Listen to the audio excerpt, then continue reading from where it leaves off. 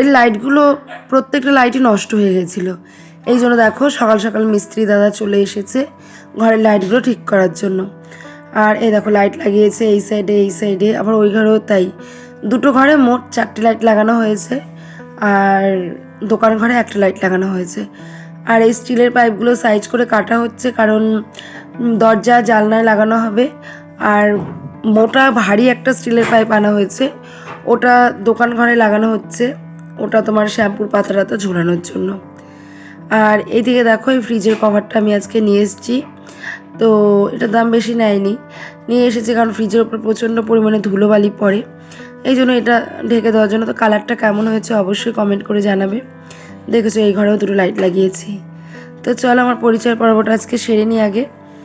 Hello, welcome back to my channel দীপিকার family থেকে। আমি দীপিকা রানাঘাটের ছোট্ট একটা গ্রাম থেকে চলে এসেছি নতুন আরও একটা ব্লগ নিয়ে। তো আমার নতুন আরও একটি ব্লগে তোমাদের অনেক স্বাগত জানিয়ে আজকের ব্লগটি শুরু করছি। আর দেখতে পেলে তোমার দাদাভাই দেখো লেপ টেপগুলো সব বস্তায় ভরছে, কারণ শীত তো চলেই গেছে প্রায়। আর প্রায় বলতে একদম চলেই গেছে, এখন গরমই লাগে। আর এদিকে দেখো আমি ঘর ঝাড় দিচ্ছি, কারণ মিস্ত্রি দাদা চলে গেছে। আর ঘরে সামান্য ছোটোখাটো একটা কাজ করলেও ঘর দুয়ার প্রচণ্ড অগোছালো এবং নোংরা হয়ে যায়। তো এই জন্য ভালো করে ঝাড় দিয়ে নিচ্ছি। আর ঝাড়টা দেওয়ার পর আমি মুছে নেব, ঘরটা পরিষ্কার করে মুছে নেব।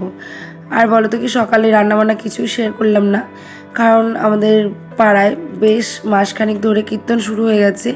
মানে এ বাড়ি ও বাড়ি, এ পাড়া ও পাড়া, ক্লাবে স্কুলে প্রত্যেক জায়গায় কীর্তন শুরু হয়ে গেছে। আর আপাতত এখন মনে হয় সব জায়গাতেই এমন নাম কীর্তনটা বেশি হয়। তো আজকে এক জায়গায় যাব প্রসাদ খেতে, এই মাসে কোথাওই যাওয়া হয়নি। এবার যেহেতু বাড়ির কাছাকাছি এটা আছে, আরও একটা হয়েছিল কালকে, কিন্তু যাইনি। আর পরপর 2-3 দিন কীর্তনই আছে, আমাদের রান্নাবান্না খুবই কম আছে, তো সেখানেই যেতে হবে, যাব আর কি। আর সকালে এই জন্য আম দিয়ে টক ডাল আর আলু সেদ্ধ ভাত করে নিয়েছিলাম, আর আমি ছোলা সিদ্ধ আর স্যালাড খেয়েছিলাম। ব্যাস এইভাবেই সকালটা কেটে গেছিলো।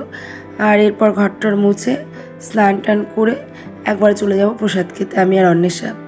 তো আমার একটা বান্ধবী মাম্পি, ও বলেছিল যাবে, কিন্তু হঠাৎ ওর একটা কাজ পড়ে যাওয়াতেও আর যেতে পারলো না।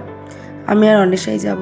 তো চলো বন্ধুরা, তাড়াতাড়ি করে এক এক করে ঘরগুলো মুছে স্নান টান সেরে পরে তোমাদের সাথে দেখা হচ্ছে। তো বন্ধুরা দেখো সমস্ত কাজকর্ম করে স্নান কমপ্লিট করে যে শাড়িটা পরে নিলাম, রেডি হয়ে নিয়েছি আর কি। যাচ্ছি এখন, আমাদের এখানে কীর্তন হচ্ছে, কীর্তনের প্রসাদ খেতে। আর একটা দিদিভাইও যাবে, দিদিভাই রেডি হয়ে রয়েছে, আর অন্বেষা আর আমি যাচ্ছি। তো চলো বেরিয়ে যাই তাড়াতাড়ি। রাস্তা দিয়ে যেতে দেরি হবে, তাই দেখো আমরা মাঠের ভিতর দিয়ে চলে যাচ্ছি।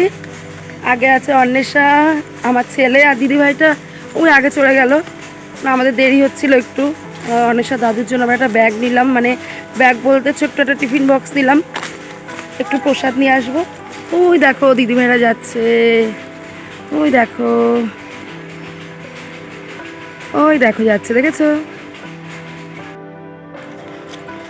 এই মাঠে তোমাদের কয়েকদিন আগে এনেছিলাম না, যে চারিদিকে দেখো সর্ষে আর সর্ষে ছিল, কিন্তু এখন সর্ষে শেষ, সর্ষে সব তুলে ফেলেছে, এখন পুরো ফাঁকা। বাড়ির সামনে মাঠ থাকলে কিন্তু ভালো লাগে, কিন্তু সময় পাই না একদমই আসার। সারা দিন এত কাজ এত কাজ।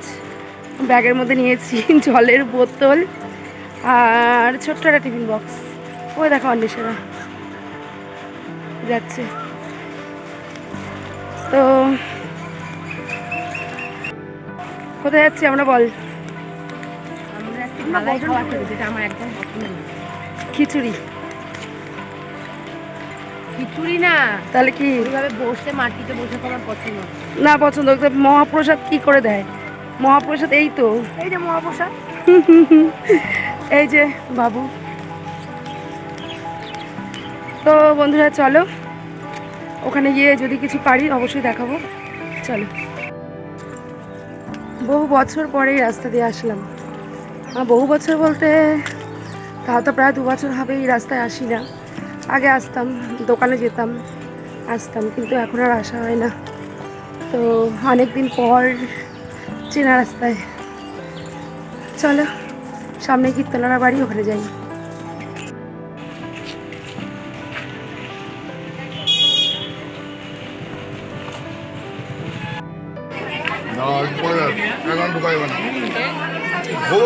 প্রচুর ভিড় এখন প্রসাদ খাবে এই বসো এদিকে।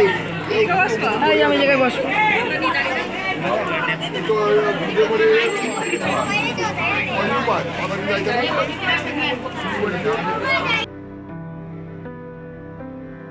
তো বন্ধুরা দেখো, এই দেখো কীর্তনার বাড়িতে চলে এসেছি। আর কত ভক্তের সমাগম দেখেছো। এমনিতে কিন্তু মানুষ নেমন্তন্ন ছাড়া বিনা নেমন্তন্নে কোথাওই যায় না, কিন্তু কীর্তন মহাপ্রসাদে কিন্তু সবাই যায়। আর খিচুড়িটা কিন্তু বেশ হয়েছিল। চলো খাওয়া দাওয়া করে বাড়ির দিকে যাওয়া যাক। তো বন্ধুরা দেখো, প্রসাদ খেয়ে ওই যে পেছনে দিদিভাই, অন্বেষা, বাবু, সামনে আমি, তো মাত্র প্রসাদ খেয়ে আসলাম। আর এই ব্যাগে করে শ্বশুরমশাইয়ের জন্য নিয়ে আসলাম। আর মাঠ পুরো ফাঁকা, 11 দিন পরে বেশ মাঠে বসে হাওয়া খাওয়া যাবে। তো খেয়ে এসছি, পেটটা অনেকটাই ভরে গেছে, কিন্তু প্রসাদ খুব ভালো হয়েছিল। সত্যি বলতে সত্যি প্রসাদ ভীষণ ভীষণ ভীষণ ভালো হয়েছিল।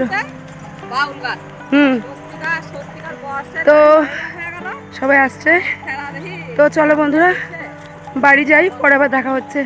হাঁপিয়ে গেছি প্রসাদ খেয়ে, খেয়েই পুরো হাঁটছি, তো পুরো হাঁপিয়ে গেছি। চলো বন্ধুরা বাড়ি যাই, পরে আবার দেখা হচ্ছে তোমাদের সাথে। গুড ইভিনিং, শুভ সন্ধ্যা সকলকে। দেখো এদিকে রেডি হচ্ছে পাস্তা, আর আজকে শেফ মাস্টার হচ্ছে আমাদের অন্বেষা। তো ওই পাস্তা বানাবে, মোটামুটি ফাস্টফুড বানানো হলে বাড়িতে ওই বানায়। আর তার জন্য দেখো সমস্ত সবজিগুলোকে কেটে নিচ্ছে। আর ওইদিকে দেখো পাস্তাটাকেও কিন্তু সেদ্ধ করতে বসিয়ে দিয়েছে। পাস্তাটা সেদ্ধ হয়ে গেলে কড়াই বসিয়ে দিয়েছে, কড়াইয়ের মধ্যে সবজিগুলো ভেজে, পেঁয়াজ ভেজে, ডিম ভেজে, তারপরে কিন্তু পাস্তাটাকে ভেজে নেবে। আর ওর মন মতো কিন্তু ও আজকে পাস্তাটা করেছে। আর অবশ্যই তোমাদের পরে বলবো কেমন হয়েছে। তবুও মানে দেখে আমার লোভ লাগছে, আমি আরেকবার বলে দিতে চাই যে দারুণ হয়েছিল পাস্তাটা খেতে, দারুণ মানে দারুণ। চলো দেখো, যেমন কালারফুল তেমন সুন্দর। আর বাচ্চা মানুষ একটু কড়াইতে লেগে গেছিলো, বুঝতে পারেনি। তো চলো বন্ধুরা দেখো পাস্তাটা কেমন হয়েছে।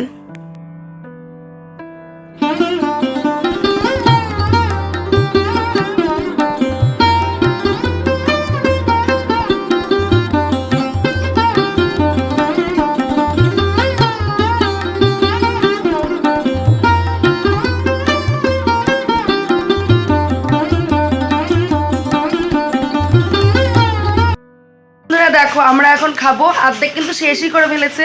ওদিকে আমি কাজ করছিলাম, অর্ধেক শেষ। আমরা এখন কি খাবো অন্বেষা, কি খাবো? Yummy tasty pasta. আর সত্যি বলতে আমি লবণ দেখার জন্য পাস্তাটা একটু মুখে দিয়েছিলাম, হেভি হয়েছে, সত্যি হেভি হয়েছে। চলো, ফাস্টফুড মানে আমার হাতের ফাস্টফুড। বাহ, নিজের সার্টিফিকেট নিজেই দিচ্ছে। তো চলো আমি একটুখানি খাই, খেয়ে তোমাদেরকে জানাই যে কেমন হয়েছে।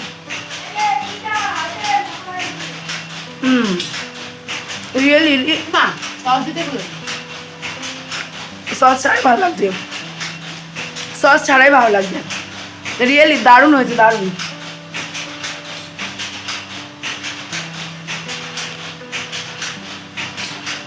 দারুণ। বিছানার কি অবস্থা, বিছানার চাদরটা কেচে দিয়েছি, শুকায়নি এখনো। এখন অনেক ঘরে বসে বসে জামা কাপড়গুলো ভাঁজ করবে। তো ওজনটা একটু হলেও কমেছে। আজকে ফাস্টফুড খেয়ে মানে আরেকটু বাড়িয়ে দিলাম, ফাস্টফুড খেয়ে মানে আরেকটুখানি বাড়িয়ে দিয়েছি। বাবা বাইরে, তো সামান্য খাবো, রাতে আর কিছু খাবো না, এটাকেই ব্যাস থাকবো।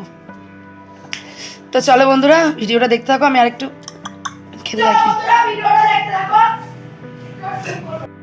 বাবু কেমন হয়েছে বল?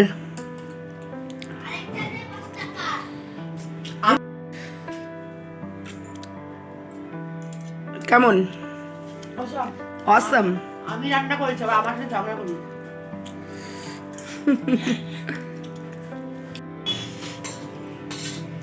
বাবা কোথায়? বাবা কেমন অরণ্য? ভালো। কতটা ভালো? অনেকটা। আমি রান্না করছি। আর এইটুকু বেঁচে আছে এখন। আর এইটুকু বাবা খাবে তো। বাবাই খাবে, আমি 1 চামচ নেবো। এখান থেকে নাও না। আচ্ছা, এটুকু আমি খাবো। এই রে আমারটা দেখ তো তোমার মুখে চলে গেল। লাইফে ফার্স্ট এমন ঘটনা হলো আমার সাথে। নাটক মিথ্যা কথা বলে। তাই আমার সাথে লাইফে এমন ঘটনা ফার্স্ট হলো। ঠিক আছে আমার সাথে বহুবার হলো। আমার সাথে একবার হলো, এই প্রথম হলো, তাই তো? তো কেমন হয়েছে বলো? ভালো না না, ভালো না নাকি? ভালো না, উল্টো মানে বিপরীত। ভালোকে বলে ভালো না, ভালো নাকে বলে ভালো। তো তোমরাই বুঝে নাও।